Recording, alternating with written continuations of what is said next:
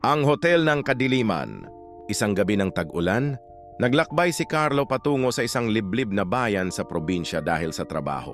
Wala siyang masyadong alam tungkol sa lugar, kaya't nang magsimulang bumuhos ang malakas na ulan at dumilim ang paligid, napilitan siyang maghanap ng lugar na matutuluyan. Sa gitna ng maulan at malabong kalsada, natagpuan niya ang isang lumang hotel na tinatawag na Hotel del Sol. Agad siyang pumasok dala ng ginaw at pagod. Sa harapan, sinalubong siya ng isang matandang babaeng receptionist na nakasuot ng itim na saya. Maligayang pagdating ani nito na may malamig at kakaibang ngiti sa labi. Isa ka sa mga bihirang bumibisita rito. Sa loob naman ni Carlo ang kakaibang aura.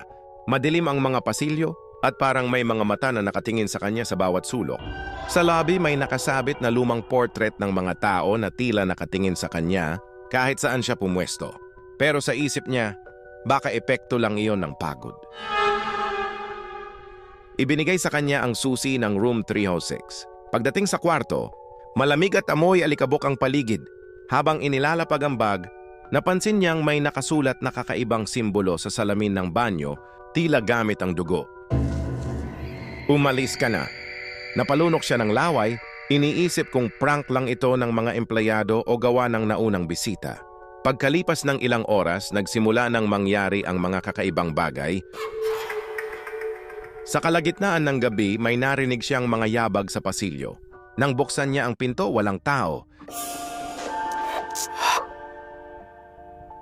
Bumalik siya sa higaan, pero nang muling pumikit, may naramdaman siyang malamig na kamay na humawak sa kanyang paa. Pagmulat niya, nakita niyang may babaeng nakaitim na nakatayo sa gilid ng kama. Walang mukha ang babae. Puro itim lamang. Tila gusto nitong sumigaw si Carlo, pero nawalan siya ng boses.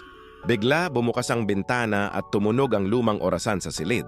Kinabukasan, natagpuan si Carlo ng mga staff na nakahandusay sa kama, nanlalamig at walang malay. Subalit ang kakaiba, tila hindi siya nakarehistro sa hotel. Ayon sa receptionist, wala silang bisitang dumating nung nakaraang gabi. Simula noon, sinabi ng mga taga-bayan na ang Hotel del Sol ay hindi basta-basta hotel. Isa itong bitag para sa mga ligaw na kaluluwa na hindi na muling makakauwi.